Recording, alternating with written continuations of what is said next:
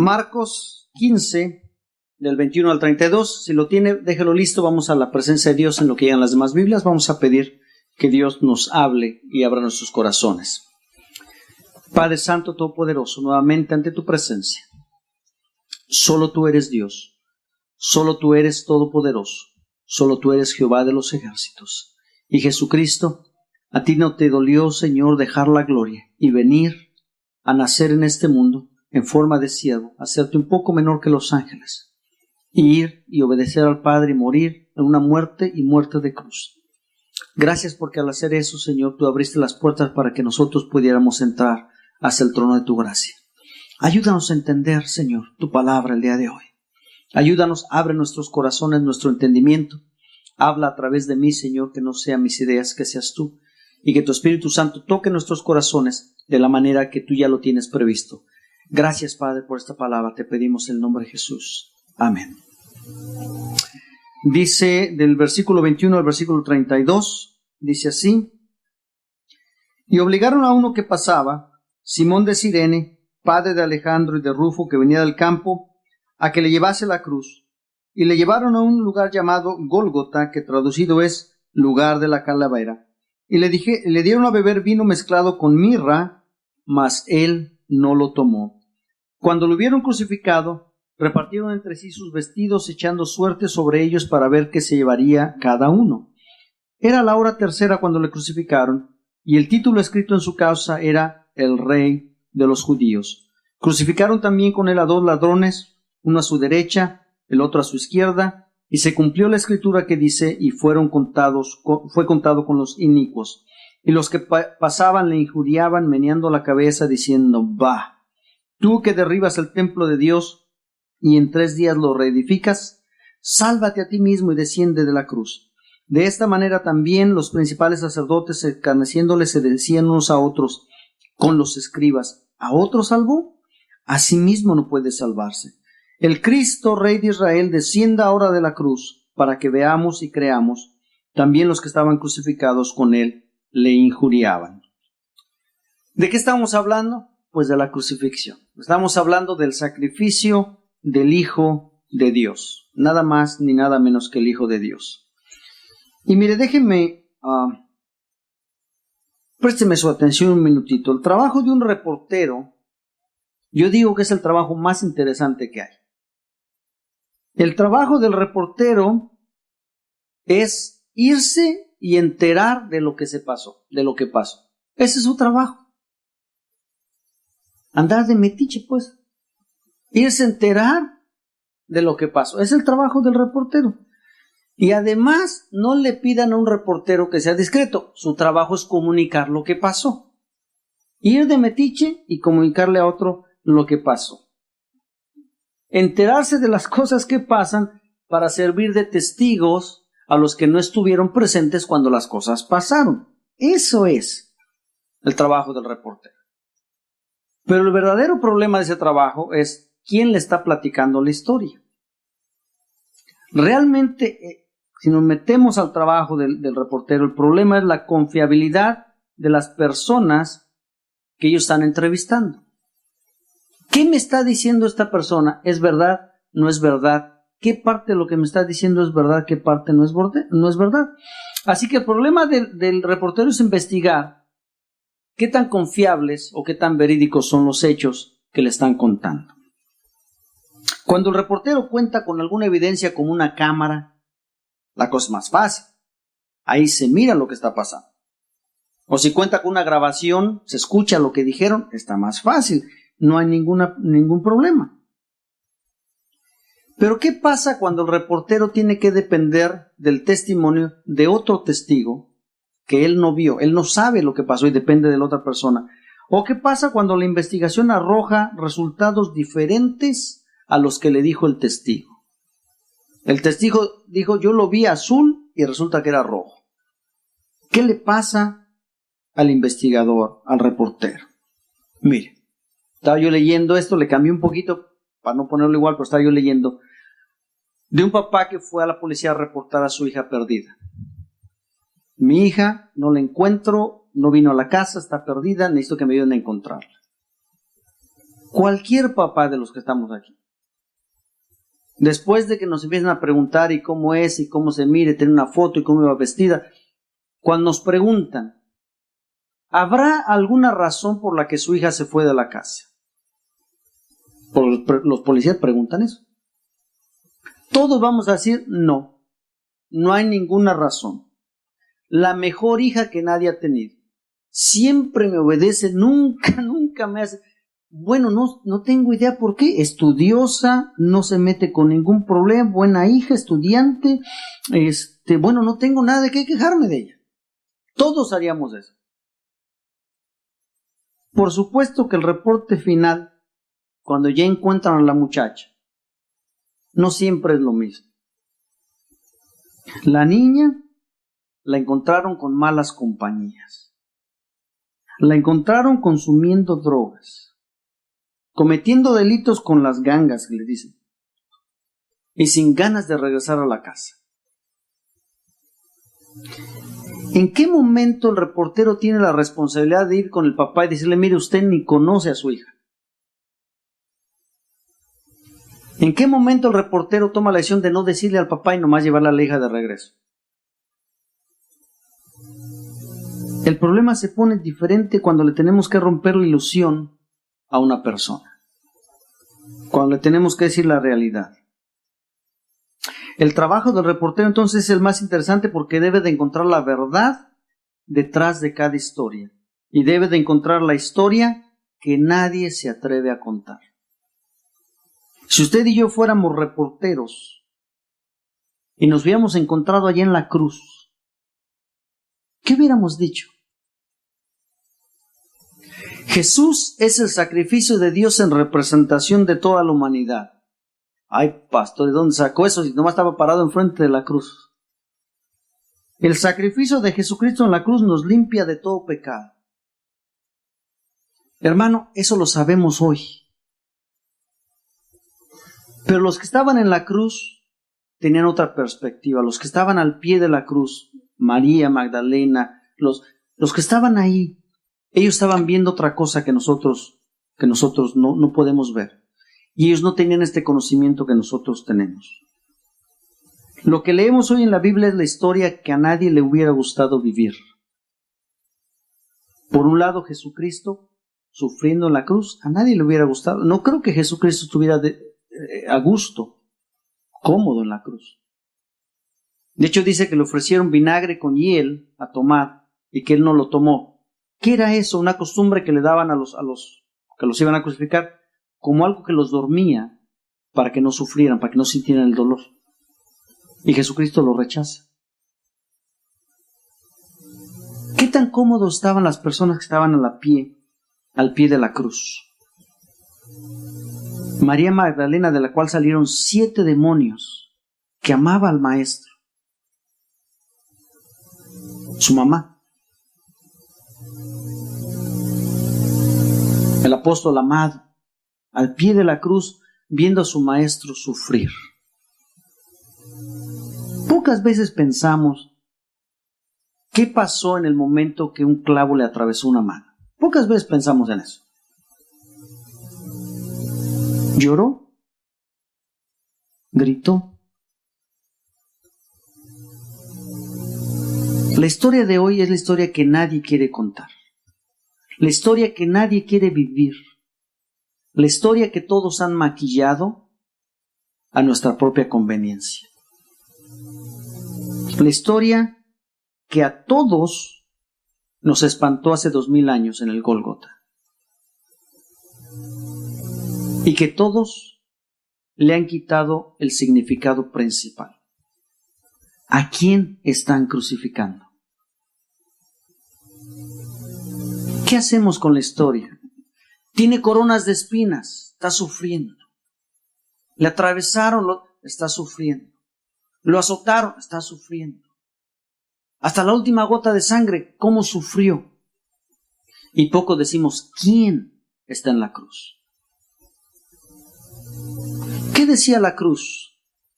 El rey de los judíos.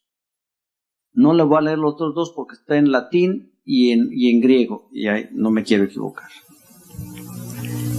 Pero le ponen un letrero a Jesucristo, el Rey de los judíos. ¿Por qué lo crucifican a Jesucristo?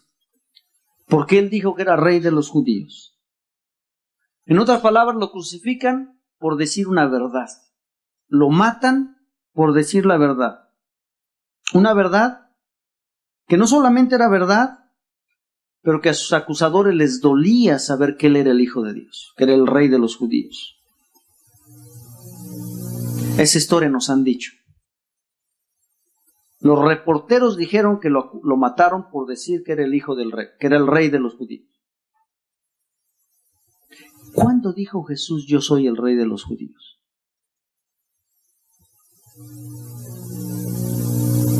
Acompáñame a Mateo 2:2. Vamos a hacer el trabajo de investigación del reportero.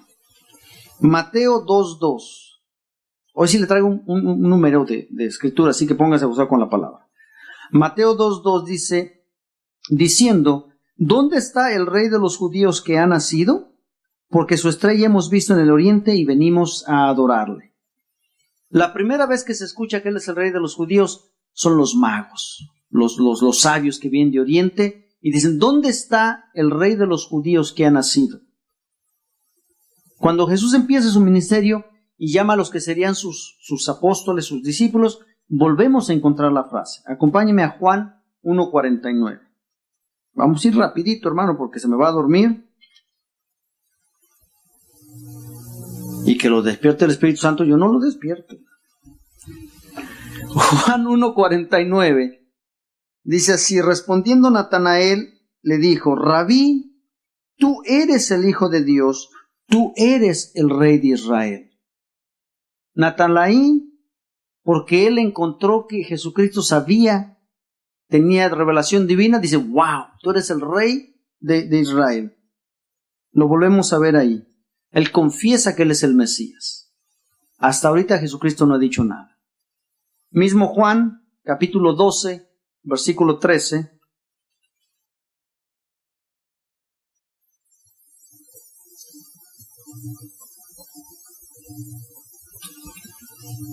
Capítulo 12, no capítulo 13. Capítulo 12, versículo 13 dice así. Y el día siguiente, empezaron los 12, 13, tomaron ramas de palmera y salieron a recibirle y clamaban, Hosana, bendito el que viene en el nombre del Señor, el Rey de Israel. ¿Quién lo declara el Rey de Israel? Las personas. Jesucristo no ha dicho que Él es el Rey de Israel. Los fariseos son los únicos que dicen, no tenemos más rey que César. Pero todos los demás dicen, Él es el Rey de Israel. Bendito el que viene en el nombre del Señor, el Rey de Israel. Toda la gente reconoce que Él es el Mesías. Las mismas personas, o por lo menos entiende que las personas que fueron incitadas por los fariseos, niegan a Jesucristo más adelante. Lo único que podemos decir entonces de Jesucristo es que Él nunca les dijo, yo no soy el Rey. Mire, Marcos 15, vamos a rezar Marcos 15 donde empezamos. No se me duerma, hace calorcito, está la humedad, no se me duerma, tampoco me aviente las plumas. No, total, no le gustó la plática, pues dígame, pero no me aviente la pluma. Marcos 15, versículo 2. Pilato le preguntó, ¿eres tú el rey de los judíos? Respondiendo, él le dijo, tú lo dices. Jesucristo nunca dijo que él era el rey de los judíos, pero nunca lo negó. Nunca le digo, no, están equivocados, no digan eso. No. Él no lo dijo, pero él nunca lo negó. Tú lo dices. Ahí mismo en el capítulo 15, versículo 12, respondiendo Pilato les dijo otra vez, ¿qué pues que queréis que haga del que llamas rey de los judíos? ¿Quién llamaba rey de los judíos? Ellos lo llamaban rey de los judíos. Entonces, ¿por qué mataron a Jesucristo si Él nunca dijo que era rey de los judíos? Él no lo mataron por decir que era rey de los judíos. Él lo mataron porque Él era el rey de los judíos. Él es el rey. Él no se hizo un título que no era de él. Él es el rey de los judíos. A Jesús no lo sentencian por decir que Él es el rey, sino porque Él es el rey. ¿Quién está en la cruz? El rey. ¿Quién está en la cruz? El que murió entre los inicuos. En versículo 28, o sea, entre los malos. El versículo 28 dice que para que se cumplieran las escrituras, Él fue crucificado entre dos malhechores y que Él fue contado con los inicuos, los que hacían mal. Cuando las personas relataban lo que pasó esa tarde, ellas dirían que a Jesús lo mataron junto con dos ladrones. La historia nos reporta que Él murió entre dos ladrones. Agárrese, vamos a Isaías, no se me pierda. Isaías, Antiguo Testamento. Bueno, ya no le digo más porque se me enoja conmigo. Isaías 53:12. Por tanto, yo le daré parte con los grandes y con los fuertes repartirá despojos por cuanto derramó su vida hasta la muerte y fue contado con los pecadores. ¿Qué quiere decir inicuo? Pecador. Fue contado con los pecadores, habiendo llevado el pecado de muchos y orado por los transgresores. Esa es la profecía que se cumple en la cruz. Él fue contado con los pecadores, lo cual garantiza y otra vez vuelve a afirmar lo que ya hemos dicho antes: Jesús es inocente. Si no, no hubieran dicho que murió con los pecadores, hubieran dicho otro pecador más que murió entre otros pecadores. Él es inocente. Él no tiene ninguna culpa. Lo acusan por aceptar una verdad que es difícil de aceptar. Él es el rey de los judíos.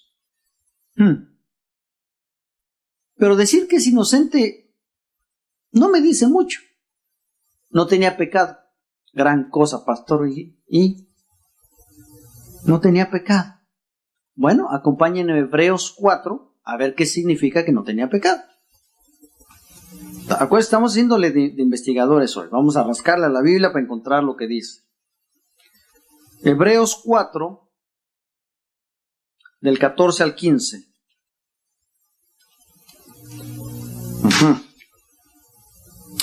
Por tanto, teniendo un sumo sacerdote que traspasó los cielos, Jesús, el Hijo de Dios, retengamos nuestra profesión, porque no tenemos un sumo sacerdote que no pueda compadecerse de nuestras debilidades, sino uno que fue tentado en todo según nuestra semejanza, pero sin pecado.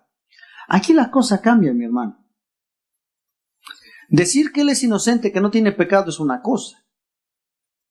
Pero decir que Él vivió 33 años siendo tentado en todo lo que nosotros somos tentados y que no cayó ni una sola vez, es otra cosa. Hace ratito Josías, por ahí lo escuchamos, que hizo ruido. No le gustó estar solo en el salón de los niños y se puso a llorar. Ya hizo berrinche. Si Jesucristo nunca pecó, nunca se rebeló con su mamá. Si Jesucristo nunca pecó, nunca desobedeció a sus padres. Yo sé que los papás se me quedan mirando, eso no existe. Todos los hijos desobedecen, eso no existe. Decir que Jesucristo es inocente, que no tiene pecado, significa entender una vida que por 33 años, casi 33 años, vivió en medio del pecado, siendo tentado por Satanás en persona, y no pecó. ¿Quién está en la cruz? Es el sumo sacerdote, el Verbo encarnado, que no podía pecar. No porque era Dios. Se dicen, bueno, pues Jesús era Dios, por eso no pecó, así hasta yo. No, porque Él era obediente. Lo dijo, nunca dijo yo soy el rey de los judíos, pero dijo muchas veces, yo he venido a hacer la voluntad de mi Padre. En otras palabras, en español, yo vine a obedecer. Y lo que me manden yo hago. Los mexicanos, ¿cuántos mexicanos tenemos por aquí? Uno por ahí, ok. Los mexicanos varones tenemos un gran problema en nuestros hogares. Don Goyo, apúnteselo. Tenemos un gran problema en nuestros hogares.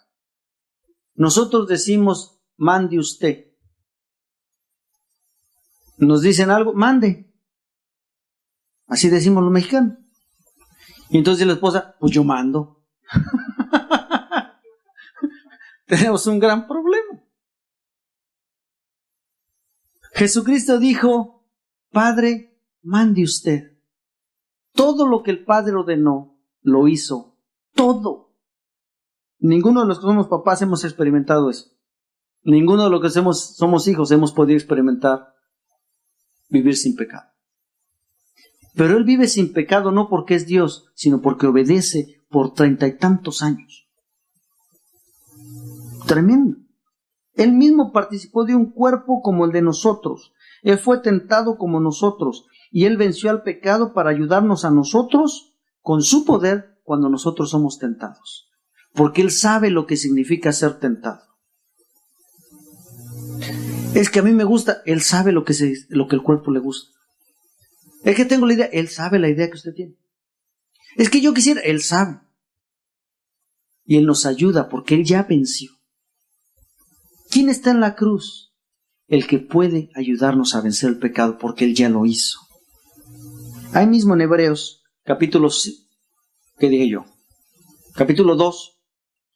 del 16 al 18.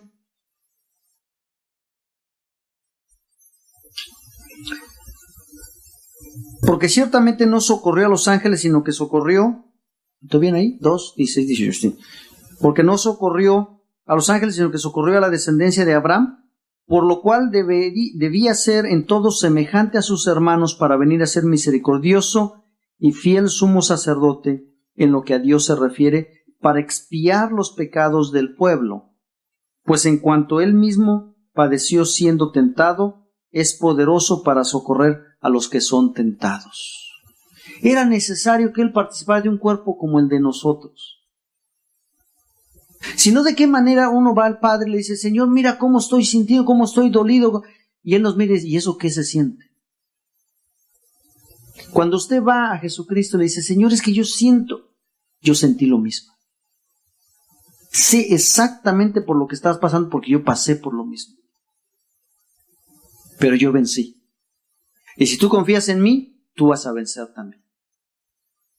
¿Quién está en el Calvario? Un hombre muriendo. No, hermano, está el Rey de los judíos. Está el único que ha vencido el pecado en forma humana. Y nos quiere ayudar. Capítulo 7, versículo 26 de Hebreos.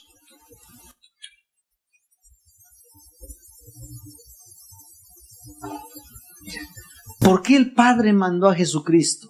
Dice el versículo 26. Porque tal sumo sacerdote nos convenía.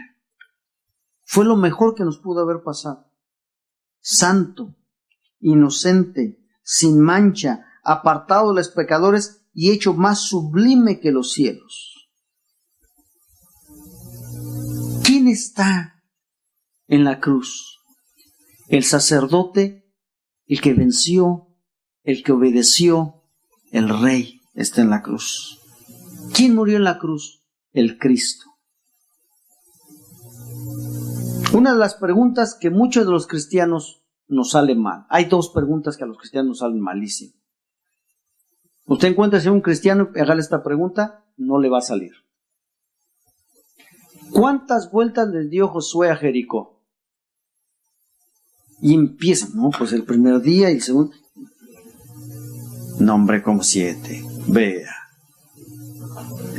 13. Gracias, hermano. 13, dijo el gringo. 13 vueltas. 6 días, uno cada día, y el último día le dio 7. A esa nos sale malísimo. Ahí le va la segunda que nos sale mal. ¿Qué quiere decir Cristo? Todos vamos al Padre, todos oramos, Padre, Cristo, Señor, Jesús, Jesucristo. ¿Qué quiere decir Cristo?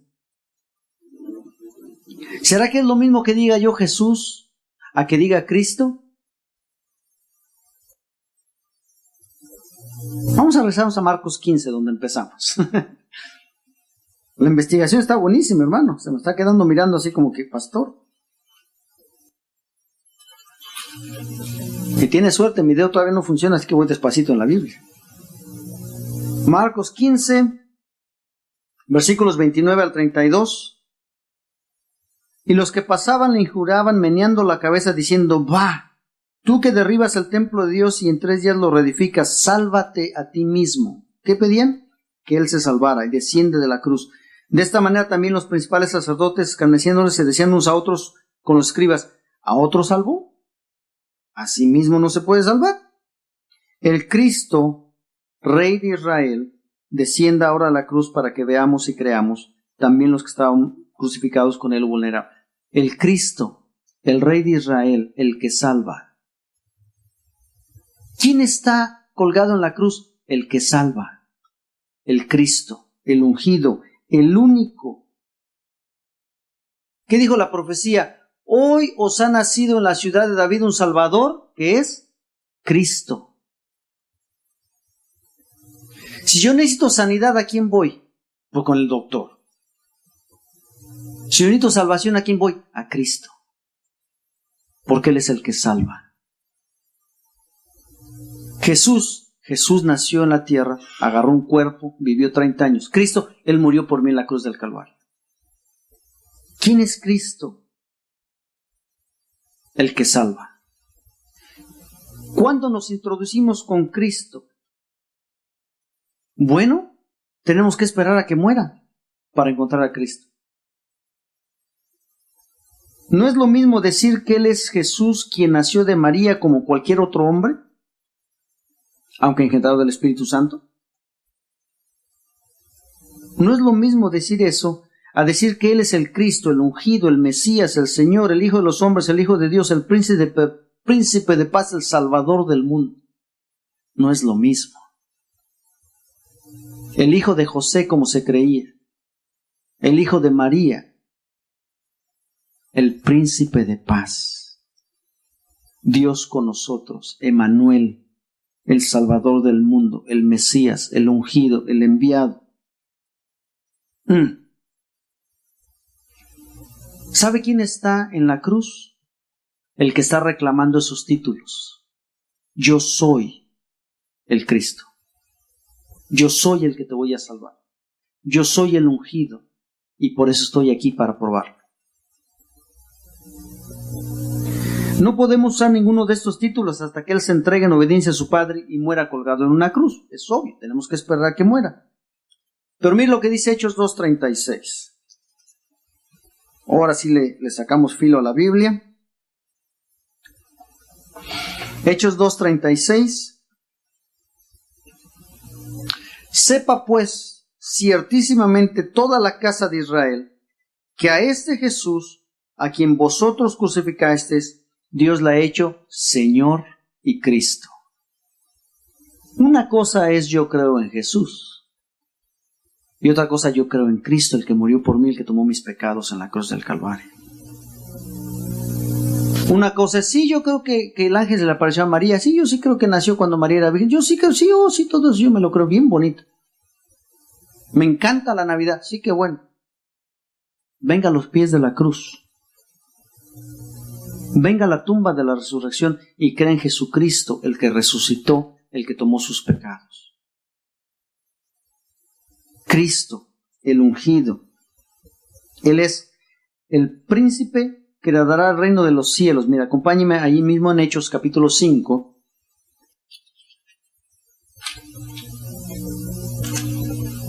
Versículos 30 y 31. El Dios de nuestros padres levantó a Jesús, a quien vosotros matasteis colgándole en un madero. A este Dios ha exaltado con su diestra por príncipe y Salvador, para dar a Israel arrepentimiento y perdón de pecados. Al que mataron, Dios lo levantó como príncipe, como Mesías, como Salvador. ¿Quién está muriendo? No se fije, hombre, mire, está sufriendo. Olvídese del sufrimiento. Ve a quién está en la cruz. El príncipe. El que da arrepentimiento y perdón de pecados a Israel. ¿Nada más a Israel? No, hermano, Timoteo dice, es el Salvador de todos los hombres, mayormente de los que creen. está colgado en el madero en medio de dos pecadores. El Mesías, y que perdona el pecado de todos los que creen en Él, en su sacrificio, en sus promesas. Dios prometió que todo aquel que crea en Jesús es libre de condenación. ¿Quién lo prometió? Dios. ¿Qué prometió? Que no morirá, que ha pasado de muerte a vida. No dice que va a pasar. Dice que cuando creemos, ya pasamos de muerte a vida. Esta promesa no depende de usted o de mí, hermano. Cuando yo prometo algo, pues mejor vaya usted y cómprelo, porque a lo mejor le fallo. Llega la fiesta y el pastor dijo, ay, se me olvidó. ¿Quién de nosotros sabemos si vamos a ser fieles a Dios hasta la muerte?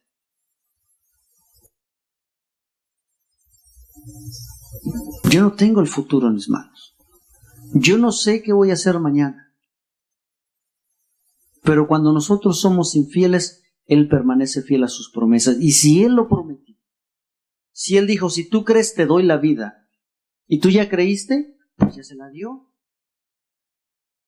Si Él dice, todo el que cree en mí no pasará a condenación, sino que ya pasó de muerte a vida, y usted ya creyó, pues usted ya pasó de muerte a vida. Porque la promesa no depende de mi desempeño, ni de mi fidelidad, ni de mis diezmos, ni de nada que se le parezca, hermano. Depende de Él, porque Él fue el que lo prometió. Él permanece siempre fiel a sus promesas. Cuando un reportero nos da el lado de su historia, el pedacito de verdad que Él le gusta dar, ese pedacito de verdad se convierte en su opinión. Es un comentario. Ya no es la verdad, ya no es el reporte completo.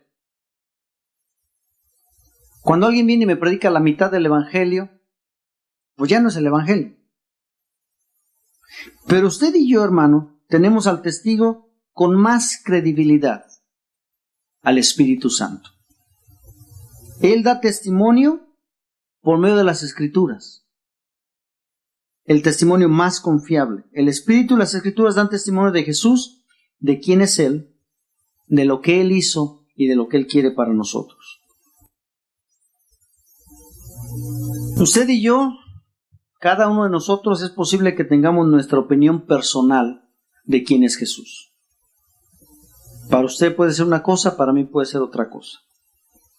Lo que Él hizo en la cruz. Su idea de cuánto sufrió puede ser diferente a mi idea de cuánto sufrió Jesucristo. La Biblia nos narra los hechos, nos dice lo que pasó. Pero la Biblia no tiene intención de hacerme sentir lo que Jesucristo sintió. Nada más me está diciendo lo que está pasando. La Biblia tiene como objetivo que yo conozca lo que pasó, no que sienta lo que pasó. No se trata de ver qué siento. Tengo que conocer lo que pasó. Mi verdad acerca de quién es Jesucristo determina al 100% mi experiencia de Cristo. Si yo pienso que Cristo es el Señor, el amo, el dueño de mi vida, mi experiencia como cristiano es: Señor, haz con mi vida lo que quieras, tú eres mi dueño. Si mi idea de Jesucristo es otro profeta más, una buena persona que vino a nacer, bueno, pues le hago caso por buenas ideas, para vivir bien, pero no gobierna mi vida. La idea que yo tenga de Jesucristo, la opinión que yo tenga de Jesucristo, determina al 100% mi experiencia como cristiano y, tristemente, mi destino final como individuo. Para todos los que hemos creído que Jesucristo es Dios, nuestro final está sellado. El boleto para el cielo está en mi bolsillo, mi hermano. Pero si usted aún no ha experimentado eso, no sé a dónde va a ser su destino final. De la misma manera que un reportaje que se convirtió en una opinión porque no presentó toda la verdad y que sirve para todo menos para ser un buen testigo, para todo menos para ser una evidencia en un caso judicial. De la misma manera, mi opinión de quién es Jesucristo sirve para todo menos para presentarme delante del trono y justificarme delante de Dios. Para eso no sirve.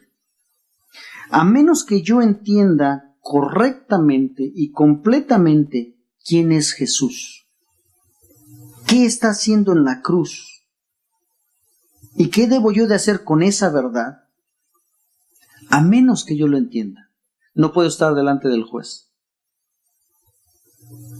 No tengo ninguna evidencia. La historia de la crucifixión de Jesús no es acerca del aspecto de la vida de Jesús que a mí me guste. No se trata del aspecto del sufrimiento de Jesús que más me toque. No, pastor, es que cuando está la película y se ve que le entierran, ay, sí, como lloro yo, pastor. De eso no se trata la crucifixión, hermano. La crucifixión de Jesús se trata de entender correcta y completamente que Él es el Rey. Y si Él es el Rey, Él gobierna. Y si el Rey dice, yo lo hago. Cuando lo entiendo. Él es el Rey de mi vida. Él es el justo que murió por los injustos, que quiere declararme justo por medio de su justicia. Trabalenguas. Él es el justo que murió por los injustos, que quiere declararme justo por medio de su justicia, que lo obtuvo en la cruz del Calvario. ¿Por quién tenemos reconciliación con el Padre? Por Jesucristo. No hay otro medio. Si lo quiere buscar, oiga, ya me equivoqué de control. Romanos 5, 10 y 11, ahí dice que somos reconciliados con el Padre por medio de Jesucristo. El sacrificio de Jesucristo en la cruz nos limpia de todo pecado. Pero solo podemos ser limpios de pecado cuando entendemos, reconocemos y creemos quién es Jesucristo. De otra manera no se puede. Las instrucciones eran claras y sencillas, mi hermano. El Evangelio es claro y sencillo. Cree en el Señor Jesucristo y serás salvo. No se le pide más nada, hermano. Crea y serás salvo. Pero tiene que entender quién es Dios. Amén.